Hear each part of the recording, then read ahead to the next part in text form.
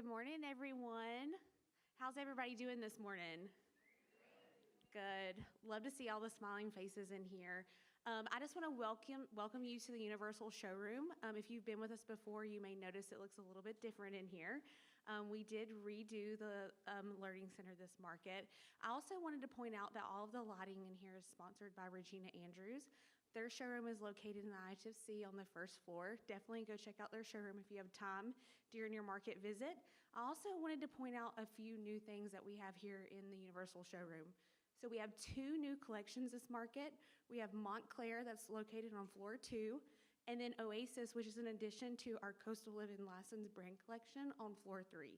We also have a redesigned designer's lounge, so if you have time to check that out, it's located out in our lobby. It's very beautiful. Definitely a little escape from market to get in there and just kind of kick your feet up. We also have our market party tonight that all you guys are invited to. It starts at 5.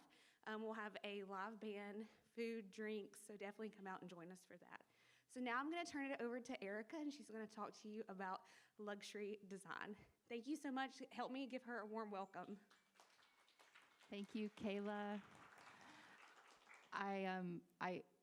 I'm blown away when I walked in here. I hadn't been, last market, but it's been maybe a year since I've been in here to give a presentation, and this looks stunning. So also, if you haven't seen the Designer's Lounge yet, absolutely go walk through there. It also, just Kayla, what you've done is beautiful. So congratulations to you and your team, and thank you for hosting us. I think that the events at Universal are always top of people's list. So thank you for hosting us and for supporting designer education. One of the things that I really enjoy doing is supporting designers. I'll introduce myself in a few minutes, but I was once an interior designer and didn't have access to a lot of resources because it was kind of pre-internet, I guess, pre-big internet where we are now. And so I think that coming to market gives you not just opportunity to obviously get inspired, but to learn and meet other designers who are doing maybe something similar to what you're working on, and build your network and your community. So Universal is a great place for that. How many people, this is first time in Universal? Oh my God, like half maybe. Cool. Is this your first presentation? You've seen others, for sure. Okay, cool. Well, today we're going to talk about the language of luxury. This is something really close to my heart. My work is focused on communication, how brands or how designers communicate their story, the ethos behind their business, why they do what they do, how they differentiate themselves. And so we're going to talk about language as in words, but also language as in imagery and visual storytelling, and how it all works together to give what might be considered kind of an intangible point of view that you are a luxury designer. We're not here to define luxury. I think that has many definitions, but I do want to talk about some elements and principles of how you can maybe take a look at some of the things your brand is communicating if your intention is to attract a higher end client, some of the ways that you might not have thought about before that aren't about your work, right? They're about how you communicate with language, with imagery, with typography. So we're gonna nerd out a little on fonts. Who loves fonts? Oh my God, you're all in the right place. Okay, excellent. Cool, okay. So no surprise, we scanned your badge, and so I will get your email after this presentation. I'm gonna send you a luxury brand audit workbook so you have it. You'll also maybe get emails from me, but you're happy and welcome to unsubscribe if you'd like. That's fine. But I do want you to have this so that you don't have to furiously take notes, but you'll have this to be able to look back on some of the things we cover. And I think if you're interested, I can also send you this presentation. So you can always reply to that email if I forget, highly likely, but you can follow up with me, and then I want to be very accessible. So if you ever have any questions, hit reply, let me know, or book a quick call and we can just chat, okay? All right. Okay, so the biggest takeaway from today is that luxury isn't just a price point, it's perception. Today I'm going to show you how to craft a brand experience that resonates with high-end clients using the power of storytelling, design, and strategic positioning. Luxury isn't about what you sell, but how you make people feel. And since we're going to be spending this time together, let me take a few minutes to introduce myself. My name is Ericka Saurit. I am the founder of Saurit Creative and the marketing school for creatives. Any MSc students? Yeah, okay. I am a former interior designer, like I said, for about 10 years. I'm also an educator. I taught at the university level in design foundations for the University of Cincinnati. Anybody? DAP? Okay. And also the University of North Carolina here in Greensboro. And so I love teaching. It's part of my mission and what I believe I've been sort of called, one of the things I've been called to do in this life. So I really enjoy giving presentations and kind of sharing this in a really interactive way. I started my career, like I said, around 10 years. For 10 years, I was an interior designer. I worked all around the world, which was really exciting. And then about 15 years ago, I made a transition to marketing and branding for interior designers, architects, builders, home brands, including both commercial and residential brands. So since then, in 2020, I started my own business after working for a wide range of really big brands like Tag Heuer and Estee Lauder. And then I worked in tech for a while for Airbnb and really kind of fell in love with educating hosts on how to up-level their properties for a higher tier of homes we were building out at Airbnb at the time. I'm also a co-founder of the Vacation Rental Design Summit. If anybody is planning or has been to one of our summits before, we have one coming up in June. So we're doing it as a whole week. It's going to be an incredible experience. So if you're interested in short-term rental design or vacation rental design, we will be here hosting and educating you on that as well. So got a lot going on, but it all to me is threaded through with this passion for growing, and I say fixing interior design's brand problem. I feel like interior designers are underestimated, undervalued, brought in at the last minute on a project in a lot of cases, and then deeply unappreciated for the work that we can do to change people's lives. And my goal with my own business, with all the initiatives that I'm involved in, and with educating and supporting designers, is to help you build better brands so that the more people understand what you do, the better world we'll create for everyone. Personal mission. So talked about that. Okay. And I also love training designers and creatives on how to better market their business. I know how many of you are driving in all the lanes, right? Running your own business, doing your own taxes, plumbing your own projects maybe, doing your own marketing for sure.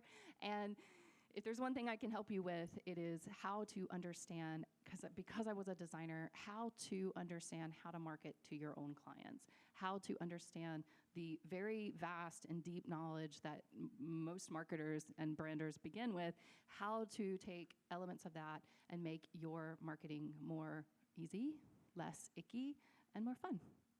And this is one way we're going to do that. Okay, so here's what we're going to cover today.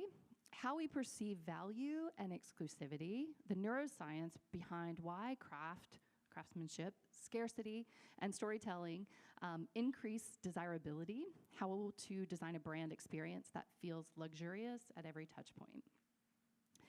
Storytelling, for me, is the foundation of all of our brand communications, and I know everyone's talking about storytelling, but no one's really telling you how to do it.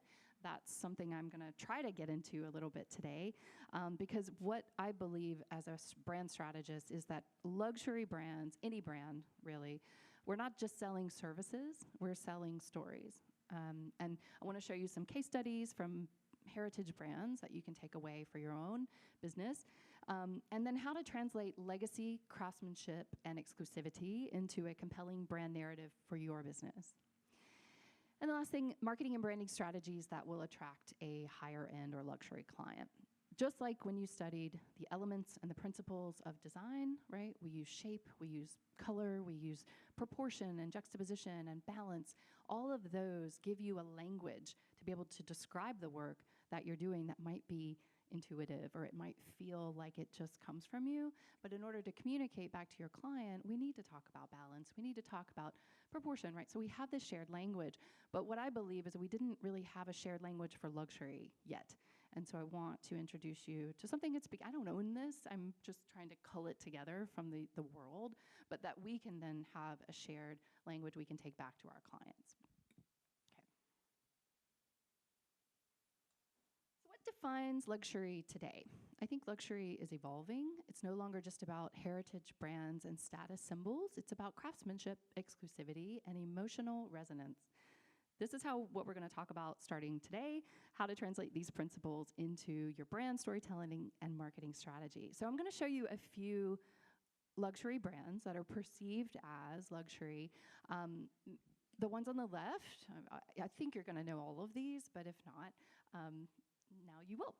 So the ones on the left are going to be more traditionally luxury brands from multiple categories, and I'm going to come back and forth because I want to kind of touch on a few things that they're doing over time that we can learn from, and then how they might have evolved into kind of a more modern extension of a modern brand. So everyone, I'm assuming, knows the Ritz-Carlton. Yes, okay, perfect. So just when I show you these, I want you to think what's happening in your mind when you look at a brand. Specifically, here is a logo, but what's coming up for you? What's like the first thing that comes to mind? Just shout it out. Yes, yes. Yes, say it again. Elegance, yeah, right? $20 martinis. I had a $7 coffee at Hypermarket yesterday, so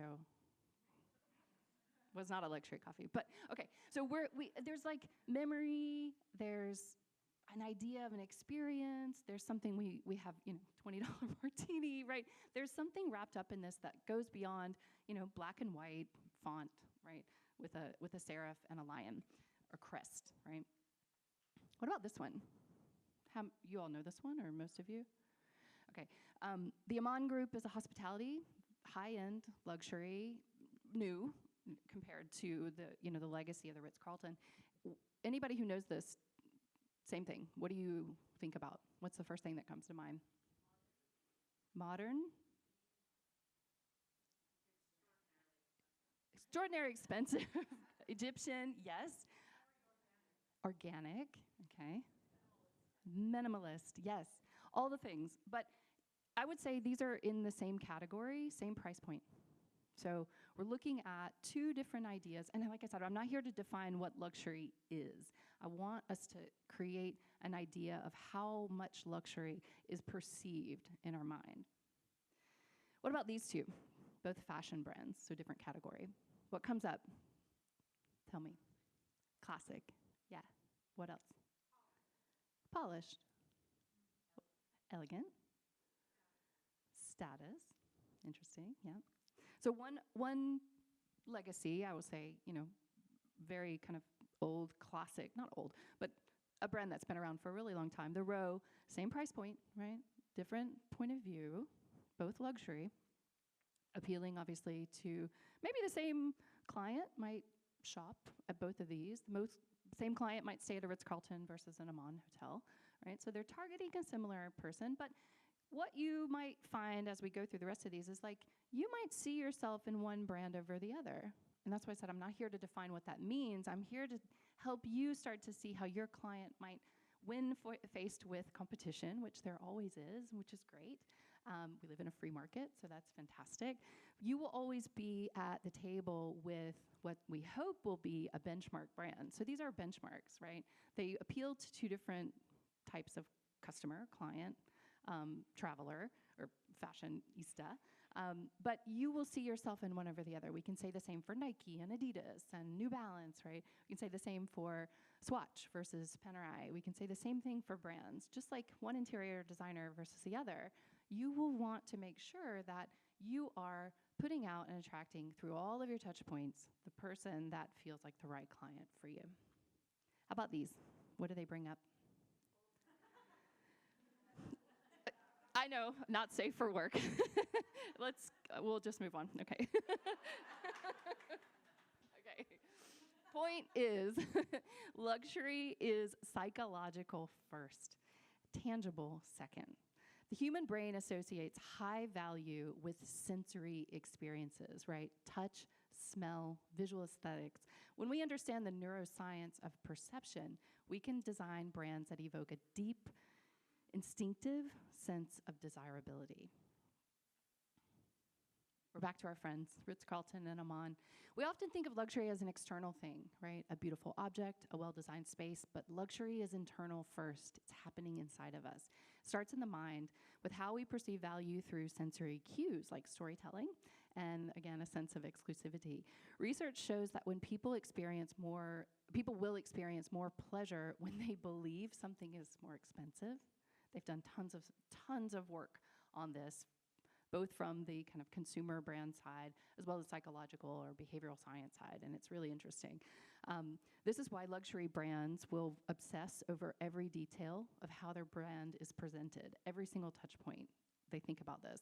And it confirms that perceived value isn't just marketing kind of hoo-ha, it's a neurological response.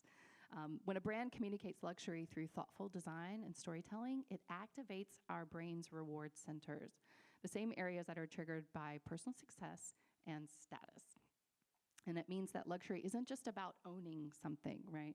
It's about identity and our own sense of self-worth, how we see ourselves.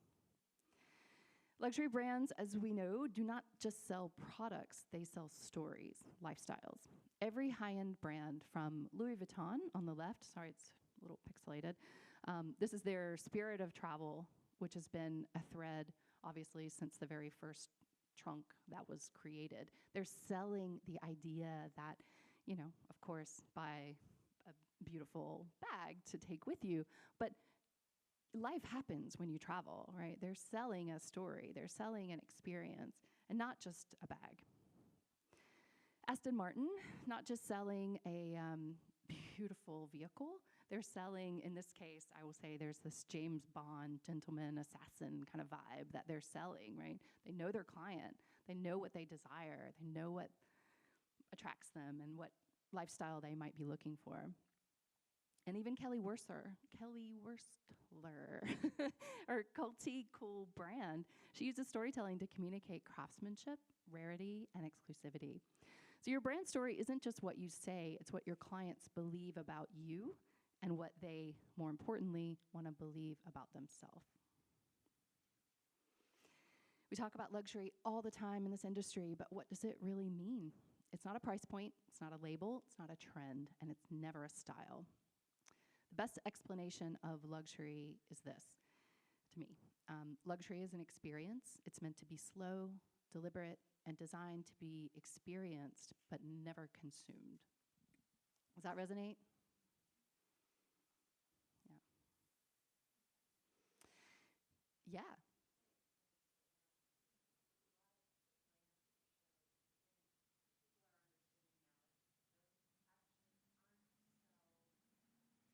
have to speak louder. Yeah.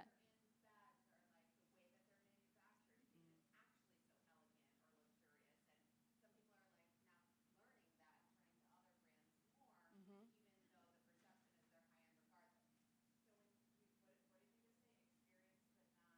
Not consumed.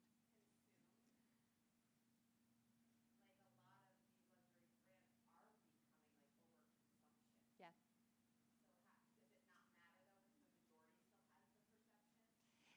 It's always about the perception. And again, we're always, as marketers, we're selling something. And yes, there is a sense of overconsumption. There's a sense of it being, is it really rare and exclusive if it's mass market? And I think that becomes less of a story than it becomes about perhaps maybe there's a part of a collection, certainly for Louis Vuitton, for many luxury brands, they've created more accessible cosmetics lines or things that, you know, anyone can buy and own a piece of that luxury.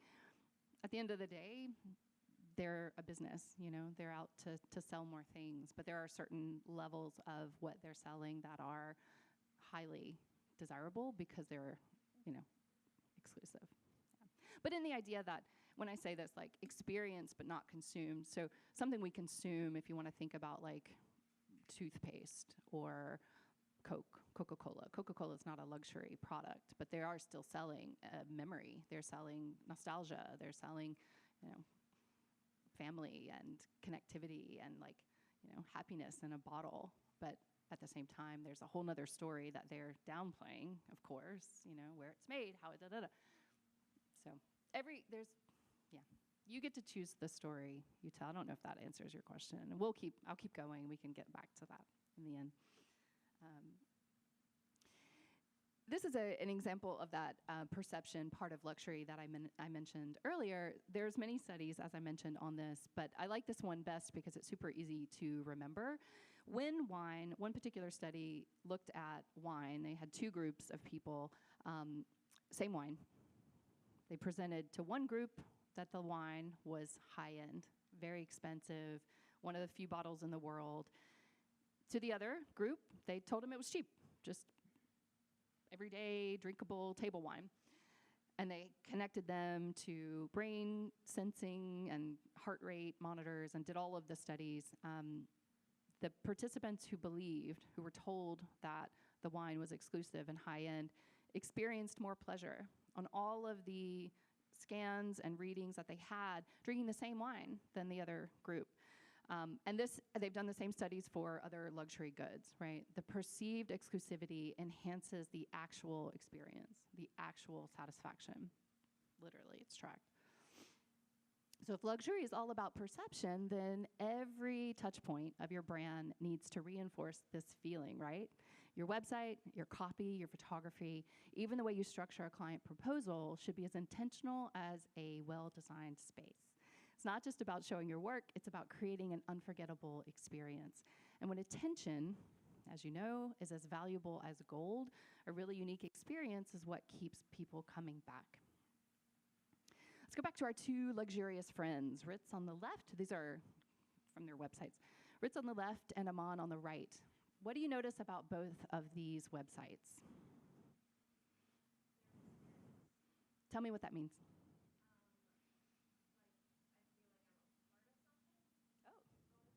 You feel immersed? Do you have a sensory experience? Tell me more, because this is I don't smell anything. I can't touch anything. But what enhances, that's really important. What's enhancing that kind of multi-sensory immersion?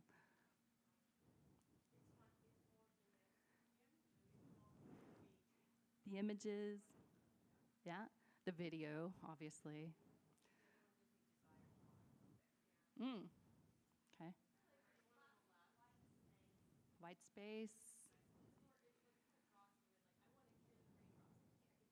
Oh. Immersion, sensory immersion, slowness, lots of video. Yeah, they've toned it. No, 100%. Yes. This is all intentional. You can see the way the images have been toned consistently.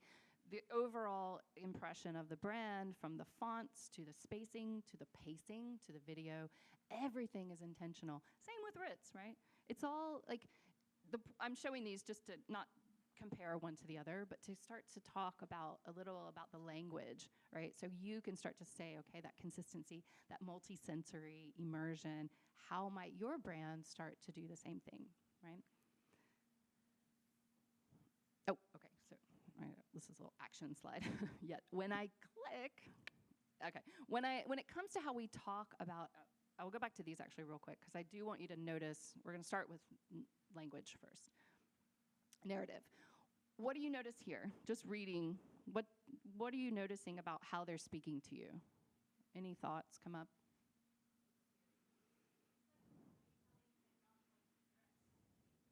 Mm-hmm.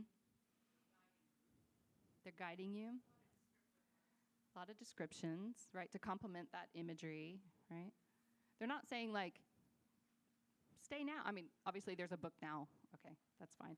But there's a language about inviting you, where to go next. Let's see, there's one on here I pulled. Transformative, embrace, right? They're directives, do this, right? It's not we are, unfortunately, so that's where I'm gonna go with this next. It's client-facing language, for sure. That's right, yeah.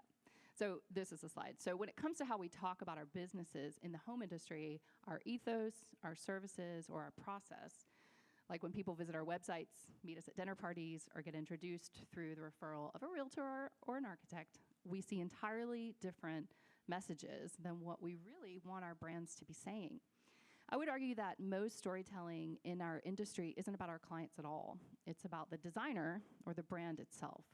People really do love to hear those things, right? Where you're from, how you became a designer, how many people are on your team, where you went to school, all that stuff. But what people really want to know is how you're going to change their life, how you're going to transform them and lead them into something they've never experienced before, how your products or services will make their lives better. They want to see their solution. I hate that word. It's so sterile, but they want to see what they're wanting to get fixed in what you've got going on and all your stuff, right?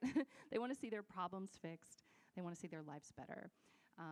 So that's why your message is the first place we're starting here as we go.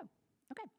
So remember a minute ago when I said luxury is slow, deliberate, and designed to be experienced and not consumed. Let's break that down into a few visual principles that can help indicate that you serve an audience seeking a luxury experience, not just a transaction. For your website, let's compare two online shopping experiences. Let's see if they come up. Yeah. One for the mainstream and one positioned for a luxury market. I'm sure you know the one on the left, and you can see what I've been looking for: birdseed, light bulbs, tan towels. Hilarious.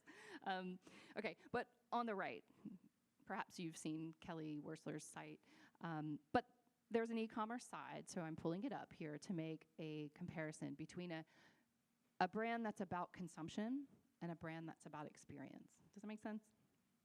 Okay. What do you see? Tell me what you observe first off, and I'll just real quick. I don't know if I can get my, yeah.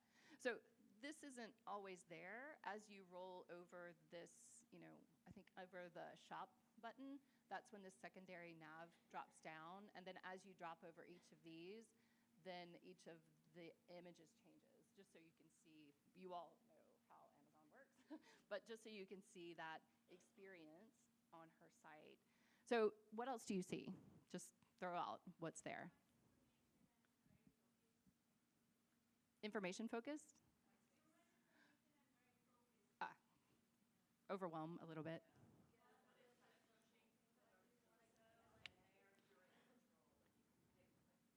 You can navigate through it yourself, even though it's pretty controlled. We know, but yeah. Right. This is kind of a curated experience, yes. Right. Okay. So ample negative space versus, this is highly organized. Trust me, the engineers and the visual designers and everyone working at Amazon is tweaking. This is highly, highly designed. Don't get me wrong. However, it's a different experience than what we've got going on with, this other way of presenting and selling a luxury experience and a luxury product. We have a little bit of clutter, maybe, even though it's very organized. Visually, there's not a hierarchy, right? There's not necessarily what you need to do unless you know what you're coming for. Go straight to search, or you go straight to your history and order what you've ordered before. You kind of know a little bit what to do, but here there's a sense of discovery. There's an immersion into a world that, might feel fun and, desirable in a way, right? What might I discover about myself, or who I want to be when I buy this lamp for my home, that kind of thing. But it's also slowed down, right? The experience is much slower, and that's intentional. So while we're talking about, again, I'm going to show you just the next couple slides are a few more examples. Anyone know Esther Perel? Guys, wow, immediately, she's, yes, she is amazing. She does have a master class. Yeah. She's about, literally what her tagline says: the quality of our relationships determines the quality of our lives. That isn't about, marriage counseling or, getting to, know yourself better, therapy. No, it's about the fundamental desire we all want is to connect with people on a deeper level. That's a luxury, totally. But there's an image, there's a presentation here. It's luxury in a sense that maybe it's not accessible to everyone. On the right is Studio Ashby. If you know this brand, they've got two different entry points because they have an e-com, a retail side, and then a studio design side. Both very, very interesting client sort of focused experiences. This one on the left, Barefoot Stays for the Barefoot Luxury. I don't normally advocate for the word luxury, but in this case, I think they've done it really well. Stays for the slow traveler. I 100% see myself in there. If I didn't have to wear shoes right now, I would be there. It feels like a slow, beautiful place to explore where to stay next. This is a really fun website. I should have done the GIF on this one, but I didn't. But check this out. It's Atelier Akuko. On their website, there's such a fun, these are animated. She's dancing, right? It's very non-traditional, but what her message says, characterful spaces for people who dance to their own tune. If that is what you're looking for, she's nailed that to you. That message is super clear. And the experience of both of these sites are really immersive. So there's many different ways and styles of doing this, but what I want you to see is that your message needs to speak first and foremost to the desires and the intentions of your clients. Here's another one, just some examples of ways to think about. We're going to get into typography in just a second, but when we see, sorry, it's cut off. It's not like that on the website. That's me. But I wanted to kind of get as much as I could here. They're pulling out. Most of us aren't going to read a paragraph of text unless we feel that as a client we need to go back and read it. We're skimming, right? So this is who's this on the right? McAlpine? Anyone know them? Architecture firm, Architecture Interiors. I thought this was really fantastic way. As you roll across each of these words, project images come up and you can click in and go into their portfolio. But if you don't do that, you still, from wellness, portal, idle, goodness, radiance, you get a brand message there very clearly and very easily, right? They didn't have to come up with like house on the hill or something that felt like that. They're just using basic brand descriptors to talk about their work, which is really interesting. And the typography is beautiful.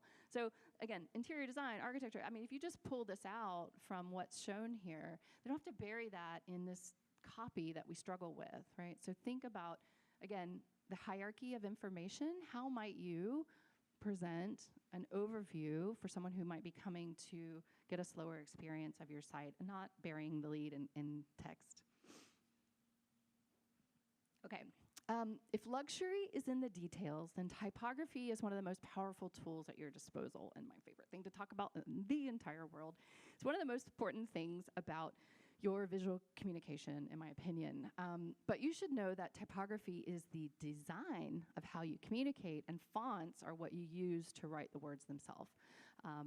I'm old school. I literally wrote this in my notes. I'm old school and will die on my font nerd hill, but ideally the way you design the words, you shouldn't need any imagery. And I'm showing you these very specifically because I want you to see what might start to happen if you let typography carry the story for you. And then you use your imagery. Of course, I know they're expensive. I know you invest in that. The project, showing what you do is important, but you can have just as much visual design kept within the typography and then use them together, right?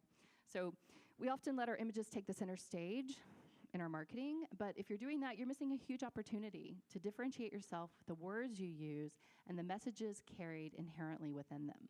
So my recommendation is choose timeless typography, timeless ways of using, words on the page, refined fonts, classic letter forms, balanced kerning, and absolutely no trendy or messy scripts. Don't sacrifice basic communication with wonky font choices, what everybody else is doing, or very busy, cluttered typographic layouts. I believe good typography is like a well-curated art collection. It sets the tone for your voice and communicates sophistication without saying a word. I do not exaggerate when I say bad typography will kill a good brand instantly. And likewise, gorgeous typography will elevate even the most basic beaches. I see it all the time. Train yourself on what's good and what's not. When you know, you know. When in doubt, channel your inner Hemingway, say less, but mean more. So I know a lot of these are serifs, and I don't intend to say that serifs are the only way. I just find them actually really beautiful. But what we see here, up on the left, actually, this is from the Galerie Vivienne in Paris. I was just there earlier this year, and they had this like hand-painted letter throughout this gallery, which was sort of an indoor shopping experience. And I just thought we don't do that anymore. You don't really see it. It's so special. It has such a crafted, thoughtful, intentional thing to it. And so just, again, thinking through what messages pop out. How do we let the letter forms tell a story? How might we use typography? And I will tell you that, like I said, bad typography will not elevate your brand. So be very intentional. If you want to differentiate, you want to have a luxury experience, start to pay attention to what are the brands that you want to be benchmarked with. What's their typography like? How might you differentiate your brand with typography? And if you don't know how to do it, hire someone. Hire a graphic designer to help you and show them what you love, right? Some of these are pages from old books, which are great inspiration, but Pinterest is everybody's friend when it comes to this. Photography, another way. Obviously, it should evoke emotion, not just show the work. In this case, think editorial style, lots of natural light, tons of detailed shots of materials. What it's like to live, to inhabit, to be really inside the spaces that you design. When I was working as an interior designer many years ago in New York, at lunch, what we would do, we would play presentation roulette. Someone would go through the archive of old images that none of the designers at the table had worked on. And in order to get us better at speaking about design and to kind of work on our presentation skills, they would pull up an image from, and put it on in this big conference room, put it up on the screen, and someone had to describe what was happening in the image. We didn't know the project, we didn't know what it was about, and that didn't matter, that wasn't the point. We were meant to tell a story just about what we saw, because that's how our clients were seeing our work. And that got us much better at designing photography, setting up, being a better creative director, being able to say like, okay, here's what I see objectively. I'm not attached to this because I didn't design it. And that's what your clients see. So get in the habit of doing something similar with your work. If you have to hire a stylist, I know it's a sensitive topic for designers, but sometimes designers you miss the opportunity to see your work through a totally different lens. You've been too close to it. You might have some emotions around it. Anybody? Yeah. So think about, I say, if a tree falls in the woods and no one's around to hear it, did it fall? I didn't say that, obviously. That's not my saying. But think about it when it comes to your projects. If you do a gorgeous project and you don't document it, did it happen, right? So don't lose the opportunity to invest early in really good photography. If you have a project is going to help you attract clients that you want to work with in the future, write it into your contract. Put the budget in to hire a stylist. Put the budget in to hire the photographer you've always wanted to work with. Put the budget in to hire someone in PR if you don't already have that, who can help you get it out there. But know from the beginning that it's going to be something that really helps to elevate your brand and attract more of the clients that you want to be working with. And let them help you shape a visual language about who you want to be, right? Who you want to attract, the kind of lifestyles that you want to continue to design for. Quote. Okay, so I did, in my marketing school, Kara Mercer, anyone know her? Or has anyone ever worked with her? She's a photographer, she's amazing. She works with Teresa Johnson, who's a stylist and a floral designer, and both of these are some of their work. They did a presentation for my marketing school students about the relationship between how a stylist and a designer work together, how a stylist and a photographer work together. And they said this, which I thought was really interesting. We have the bandwidth to see your project with fresh eyes. Designers debate on whether to work with a stylist, but the project deserves this investment, and I couldn't agree more. We also had another photographer, Justin March, out of Nashville. Anybody know Justin? He said this too, I thought was really great. It's important that the level of photography matches the level of design. So you know how important, I won't beat a dead horse, but you know how important visual storytelling is. So luxury designers invest in photography from the beginning, and I want you to do that too. Whatever you can afford. Okay, can't play this file for some reason. Shit. That is not good. Can we try?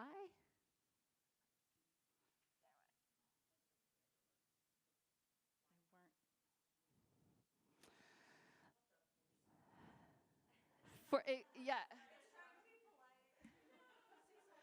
Okay, well, here I'm going to ask you if you have your phone or if you're taking notes. I would love for you to take a look at the 3 examples I was going to show you. Jess Cooney, anyone know Jess Cooney's website? Stunning. These are, the next 3 are about video. Cooney, kind of like George, but without the L. Cooney, yeah. Jess Cooney, so beautiful. Like the way she's using video just on her landing page, take a look. It's immersive. Video is kind of the new, like, ground zero from where we stand at this point. You know this from being on social. You know this from probably having to create more and more content for yourself. But investing, after you, I know this is a lot, but investing in a good videographer if you can, or learning how to, piece together some videos you already have, if someone in your office can do that. But take a look at how she's doing it. I'm so sorry. And what it looks like to see the project through the lens of video, what the quality of light looks like, what the materiality looks like. And again, we've established luxury is experiential. Nothing's going to capture that better than video. This one, which we also, for some reason, cannot see, is, I think it's LeBlanc Design, leblanc.com. I will send these out after, with your, so sorry, with the follow-up. So you have the link to these and you can check these out. I believe her video is a great example too. These are all designers, interior designers. So you can see how she does it. And the third one, voila, is WRJ, which if you can't invest in video, this is a really great example of a website, a brand that is using still imagery. So WRJ is out of Jackson Hole or that area, super beautiful. What they're doing with the slide of images, they are using a really, really, really slow transition between images. It's a kind of a balance between project imagery and then landscape, because their work is, like many of yours, situated in the place of where they are. It's super important that if you work on a coast or you work in a specific region, that maybe there's some language. It doesn't always have to be about the project. It's about the transportation of what it's like to take your client to that place. So they do a really great job, again, just using images, just a really slow, beautiful organization of images that tell a story from a luxury experience. And be careful when you watch it too. Look at how they're using the colorway is transitioning from like a blue kind of mountain world to maybe a more kind of gold with the materials that they use, and then sort of showing the landscape in a different season. It's stunning, but it's images. And so if you can't invest in video, take some inspiration from this site. And you can also see just, again, the way the experience happens when you look at, and these are all websites, but from an experience point of view, you really have captured someone's attention more than what you can do on social. Social should be obviously consistent, but you can take all of these assets, really, video, image, words, all the things, and use them again and again on your socials. WRJ, I think it's WRJ.com. Is anybody? Design. Yeah, that's it. Sorry about that. Did you find it? Yeah. And I'll send these out. Sorry about that again. Okay, and so one of the notes I have here, video storytelling isn't just about showing your spaces, it's about revealing the artistry behind them, the creative process, the craftsmanship, the moments of transformation. Luxury clients are drawn to exclusivity and depth, and a well-crafted video doesn't just showcase your portfolio or your work or the finished project. It builds an emotional connection that's, imagery might struggle with. So I also recommend, again, not just showing the image of the space, that's one way, but showing the lifestyle. If you have a photo shoot coming up and you have good-looking friends or people in your office with cute kids or cool pets, shoot the shot with just, the beautiful space, but have someone walk through it. Have someone touch, the material you work so hard to source. Have a dog run through, with just wagging his tail. Capture the life of what it's like to be in that space, because your client is going to really obviously stop the scroll on the space because you're great designers, but they're also looking for what might that lifestyle look like for them? Is this a place where they can get their family together and eat pizza casually with their shoes off? Is this a place where, their kids can jump on the sofa again and again? Show that. Maybe that's going to differentiate your brand again and give an element of storytelling that your client is going to see in themselves, right? Again, that transformation of what that space can do. Oh, is it going to show up? No.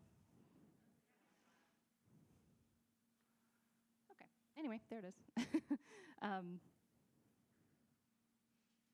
Okay. Oh, I also, this is a gift, so it's not a movie. If you would like for me, I will offer this as well. If you would like for me to do kind of a little audit of your website, send me an email and just send your domain. And I'll go through and sort of take a look and let you know where I think you might be able to kind of, if you want, to improve on any of the storytelling, or if there's things I notice. I find that this is a great kind of practice. So we're going to go for questions. I'm going to go this back so you don't get dizzy. What's coming up? What questions do you have? Yeah. And I'm going to ask that you speak into the mic. They're recording. If you don't, the audio doesn't go through to the recording. What are the most common things that you see that people put on, let's say, their website or in their copy, those kinds of things that are the mistakes that are often? First thing starts with messaging, always, for me. When we tell people what we do, who we are, we don't have photos of kitchens flying out of our mouths. We don't have dining rooms and products, blah. We have to say, and the people that work for you also have to say, and need a shared script in a way, like a message for them to be able to sing your praises and bring people into your world. And when a client is researching you and trying to understand who you are, they want to see the same exact message across all their channels that confirms for them and builds trust. So the first thing is definitely getting the messaging right, who you are. And it doesn't need to be, again, flowery and abstract and confusing. It really can be very clear. We believe blank, or we serve, and again, that's your chance to say, I had a client we did a couple years ago. She was serving in the Pacific Northwest, the luxury outlaw. So we work with luxury outlaws, and immediately someone could see themselves, even though it feels abstract, whatever. She created the story around what that looked like, we did. But people understood what that meant, right? They saw themselves, I'm a luxury outlaw, of course, right? But it was easier than saying we're interior designers that do commercial and residential work. Everybody's gonna know that eventually because it's gonna be in the rest of your copy and your imagery. But lead with that story that brings people in, that they can see themselves in. So that's the first thing I see. And the easiest, not easy to fix, but the kind of top level thing to solve first. Get your messaging right, and then everything will feel much easier. Does that answer your question?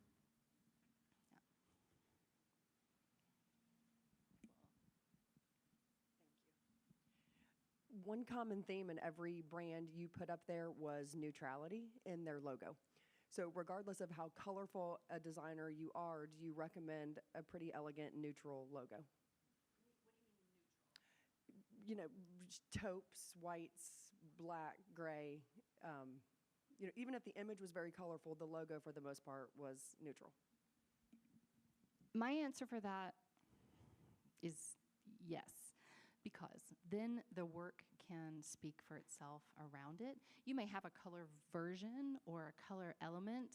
Stephanie has a beautiful logo where there's a dot in the A, I believe. She changes that dot depending on the surface of, you know, website, social, and that's cool. That gives you a lot of flexibility, but it could also be gray. I recommend, again, if it's going to be by itself, maybe it has a little colorful element, or if you have like what's called a brand mark, there's like something that can be extracted, and maybe that piece has color. But always, always know that maybe a black and white version or a white on like a white version, so that when you put it over an image, the image itself is the hero in a way. Your logo should be versatile enough that it can do that. But having color in it is completely fine. Just know that it needs to work in a black and white world. Nobody Xeroxes anything anymore. I don't even know if we would do that. But when logos first, you know, we lived in a world at one point, maybe some of you don't remember, but we had to photocopy and Xerox things in black and white. So your logo had to work at that level. We don't live in that world anymore. And now I would even argue that your logos, you can take a look at, I love to give you homework. So as you're walking around, you can see there are still some logos that were established from furniture companies and home furnishings brands years and years and years ago. And so they're quite long. They don't reduce down to the favicon size. They're not readable. So we're stacking things too. So just be thoughtful about what happens if you want to have a version of your logo that's stackable, that will be able to be seen and clearly understood at a smaller scale, right? The favicon in social, the one that sits at the top of your browser, something that might exist like without your, you know, I would say universal has a tagline, but, you know, do they have a little kind of logo that can sit by itself? These are not requirements, but I'm just saying, look at your logo through the lens of how does it work on different media and how might it photocopy itself if it had to. Oh, since I'm here. Okay. Hi, good morning. Okay, so my boss has been in interior design for 20 years and retail for probably 10 plus. She brought me on less than a year ago. I used to work in finance, by the way, and she wanted me to help with marketing and social media. So we started with a learning on the job. I was just figuring out as I went sort of thing, and then started with anything I'm doing was better than what she was doing before. And it's obviously evolved. I built her website. I've built a little bit of a brand and marketing strategy, like actual long-term and short-term goals for the company. And she was just doing things before. So I guess my question for you would be evolving her brand through time from sort of like they were just posting pictures on Instagram to now sort of showing the experience, the behind the scenes, the creative process. How do you kind of create an arc from like really nowhere to somewhere when you want to become more in that space of selling an experience? Like how do you transition and then change everything? It is. I think your question is how do you, when you are a brand that has been kind of evolving over time, not investing in marketing like a story, go back to who you are, the foundation of who she is, and like what is the purpose? Like what's her mission or vision behind the brand? Who does she serve, and why is that so important for her? Why have people, you know, hired her and kept her in business and really, you know, seen her as an integral part of their life? I think that is the first place for everyone to start, and any business truly is to define, why do you exist, right? Like I think I said this yesterday in our panel, Rashida, like there's a ton of furniture in the world. There's a ton of design in the world. Why do you exist? You have to say, like, why? And all of you have a reason, obviously, but you really need to be able to articulate it. Why do we need another interior designer? Why do we need another candy bar? Why do we need another diaper brand? Like, do we need all these things? You have to define it and make a stake. So that would be the first place to start, is like, you probably know it, she knows it, you've identified it, but maybe your job is to put a pin in it, like articulate what it means right now in 2025 and beyond to serve clients in the design space. What can you bring that nobody else can bring? And that's where your marketing, and not to say forget what's happened in the past, but sometimes when we do a brand refresh or we start a new brand, it's okay to kind of start that story and move forward. Maybe that's your work. Define why, and then say it again. Tell them what you told them, and tell them again. That's all marketing is. Same thing again and again. Go here first. I want to ask you about the entry point. This is kind of a nitty-gritty question. So the entry point for making that first connection, there are a lot of different opinions or views on doing a discovery call, questionnaires, what kinds of questions, how long does that question need to be? And when we think about luxury, there's a perception that either there needs to be no questionnaire or there needs to be a way for them to call you. How do you perceive, and hospitality is one of my core values, so I struggle with this too, and I've played around with different approaches. What do you believe right now is the best way to sort of usher in that first new client without overwhelming yourself with, obviously there's going to be some people that come through that aren't a right fit, and how do you weed them out while still providing a really nice touch point at that first entry point? I'll get to your question in just a second. So I'll start by saying, highly controversial point of view on your website and in the way you present your brand. Most luxury, higher level designers don't have a services page and do not share a list of services. And I recommend the same because, and it's, yes, you need to talk about what you do, how that works, but putting, and again, very controversial, putting pricing, putting, very clear packages of what you do will work for particular clients, but from a certain level, all the work becomes custom anyway. Like a client's going to call you and talk about whatever their space is, and maybe you have a minimum on what you want to commit to, and that's okay to kind of list that out. But the idea is that you can commodify yourself when you have a list of things, and someone may think that's restrictive as well. Like, so that's a kind of higher level, which I'm going to get back to your question on. Just thinking again about when you list the services specifically. If you want people to pick and choose, that's okay. Just be thoughtful about what that might look like to your client who doesn't understand anything, maybe has never worked with a designer, or maybe they have and had a different experience. So just it's a little bit of a controversial point of view, but I've noticed that. So, okay, when someone wants to reach out to you and wants to book a call, and your time is also luxury, like as a founder and as someone running, multiple business lines, your time is really key. So you don't necessarily want to spend time with people who aren't a good fit. I see this quite a bit.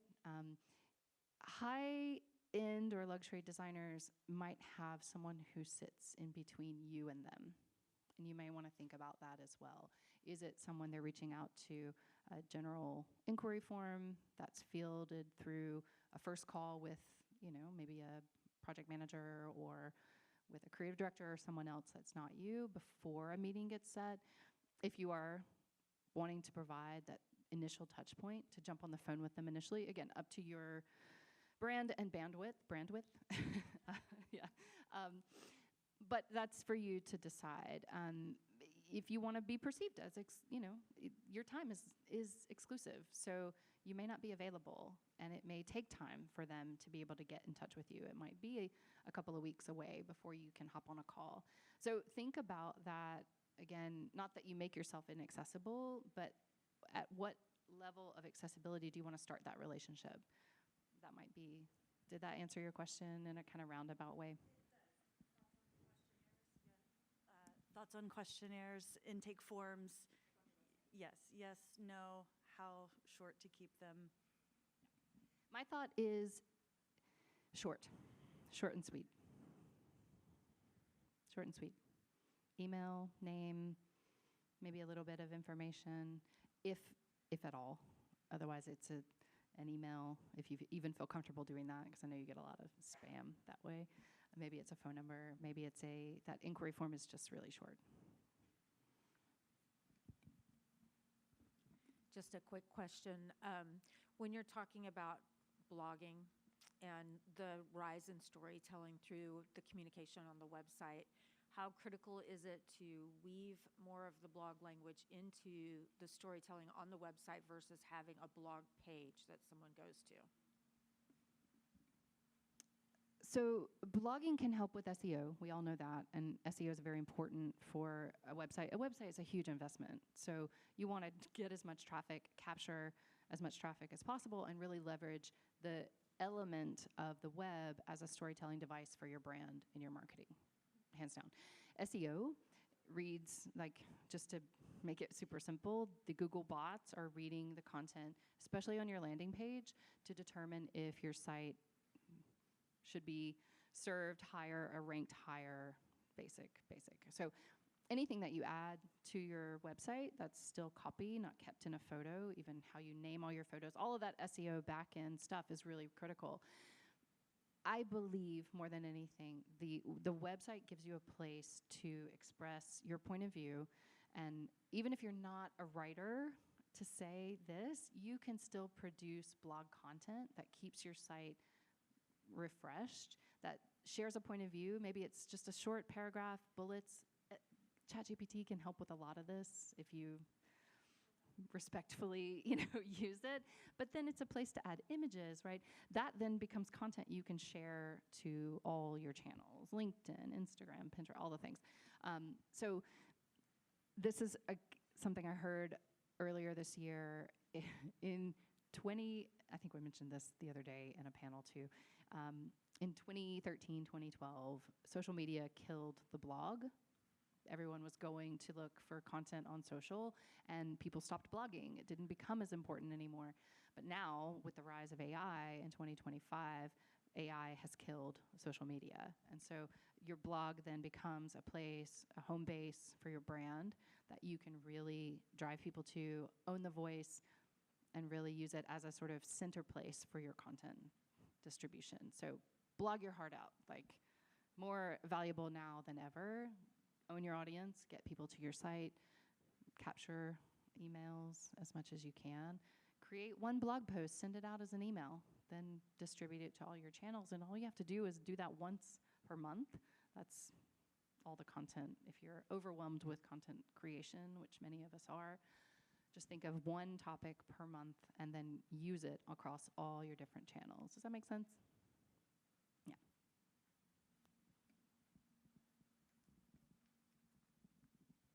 Quick question. I really believe in staying within your zone of genius, as Luann likes to say.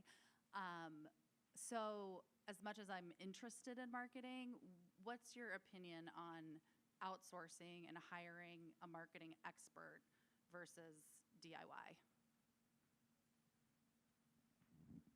We live in a world where everything is available to us at our fingertips online. There's tons of resources, there's tons of podcasts and marketing schools and all the things you need to learn what you need about marketing if you have to run it yourself. If someone's in-house and they're gonna do it for you, there's plenty of resources to get that right now than there even were just a couple of years ago. My advice, though, is, and another quote from a previous client, you would never build your own car.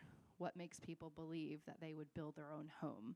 I have the same thing for marketing. Like, you would never plumb your own project. You would never frame your own house. You would never do your own taxes. What makes people believe they can do their own marketing? Marketing is an enormous universe of things, and I know it's overwhelming. I know. So if you can outsource to someone, even just in parts and pieces, but figure out what your goals are first. That will help you to determine what kind of marketing partner you need. Because branding is different than marketing. PR is different than marketing. Who, like, do you want to be published? Do you want to attract more local clients? Do you want to, you know, get a licensing deal? Like, start with the end in mind and then figure out what the steps look like to get back and who might be your best partner. I promise if you find the right partner, it is an investment, but it ends up freeing you up to do all the things that you need to be doing in your business. I'm not sure of the time. Let's take maybe 2 more questions. Thank you. My question is, we're getting to a point that we're rebranding our company. The company name is House of Amelia, and we're introducing a furniture store. And the spacing for the furniture store looks like a lantern. The designer, architect that built it, it looks like a lantern. 3 stories high, it's kind of ovalish, roundish. And we had the idea of, keeping House of Amelia and then adding by the Lantern House. Sorry, the Lantern House by House of Amelia, the opposite. And I thought, well, why don't we rebrand it just Amelia? Keep it nice and short, simple, memorable, instead of, 6 words that people have to remember. What are your thoughts on that? Or some other type of strategy? What would you do? This is a good question, and I feel like this is something that a lot of designers also who have retail or showrooms attached to their brand think about and deal with. So my first thought is, how much equity, brand equity, do you have already in a lot? Many years, people know you in your local community. Okay, so then that's your answer. Like, keep that attached to the new endeavor. So the Lantern House by Amelia design, House of Amelia. That feels like a mouthful, but you can, again, take parts and pieces of that out, right, in how you create the identity. And the identity over time can evolve to maybe at some point you do drop. If those feel like businesses that are taking off in both directions, both really strong. But I would keep because you've taken so much to build the equity in the existing brand, let it push and give momentum to the new brand. There's nothing wrong with that at all. It's fantastic. And we see it all the time. I would look at maybe some precedents for other people who have done similar business ideas, and look at it from different parts. Like, how are they doing it with the naming? How are they doing it with the logo? How are they doing it with the communication of the brand across social, their websites? And if there feels like something that can, inspire you, learn from that. We're all learning from each other. But my advice is keep the name if it's already strong. Yeah. One more? I would like to know, do you feel as if direct mail is still relevant, as in USPS, getting your demographics and doing a local blanket mailing in the form of a luxury-looking? The question is, do you feel like direct mail is still relevant? 100 billion, 1,000%. Who wants to go to their mailbox and get something cool? Everybody. Other than a bill. Yeah. Yes, you only see it from large companies, but my assumption is you're not going to be creating like a thin, two-sided, no, this is going to be an experience, right? Mm-hmm. Yeah. Yeah. I think in any sense, it's going to be a unique way of getting your name into. Be very careful about if you're going to buy a list. Is it the right list for you? Sometimes that can take you down the wrong road. But if you're targeting maybe zip codes or communities that you might even serve you, if it's not mailed, it's something you can place in if there's a street mailbox and you're respectful about it. Like, that could be something that kind of goes out to a community. This is not a luxury experience, but it's something that was so different and so unusual that I'll just never forget it. I came home one day, and in my driveway, there was a bag with a rock in it. And I was like, what the hell is, I mean, did someone try to throw this at my window? What is this? But when I went to pick it up, it was like this little kind of mesh, nice, like a little fabric with a little bow. And it wasn't a rock, it was a pebble, like a beautiful polished stone. And on that pebble was the engraved name of a landscape company. I was like, that's genius. Oh my gosh. So I did call them, and I needed lighting, and he was like, no, we don't do lighting, but I'll never forget that. How unusual was that? And all he did was from his truck just drive by and throw these pebbles on people's driveways. Maybe it didn't work for everyone, but I thought like I said, it's not truly a luxury experience, but I'll never forget that. Like, I thought, this guy's genius. This is a marketing, very cool, right? So whatever you need to do to stand out we're in a world now where interior design just over the last 5 years has exploded, right? We really all, and so much good for us because now we all see the value of home. Thankfully, in our work as designers, we have less convincing to do to convince people how important it is to live in a space that makes them happy and healthy and safe, right? That's great. But the barrier to entry for interior design now is much lower, right? It's very easy for anyone to begin a business, which is great. Welcome all. But that means that we're all looking at more competition in our local neighborhood or in our area online, right? There's so much, it's so easy and so fast to produce a rendering, not even a rendering, an AI generated image, which is great. But again, we've got to do what we need to do to stand out. And so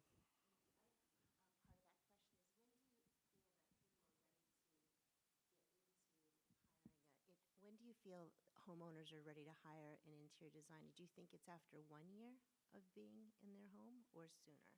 I could not begin to answer that. I have no idea.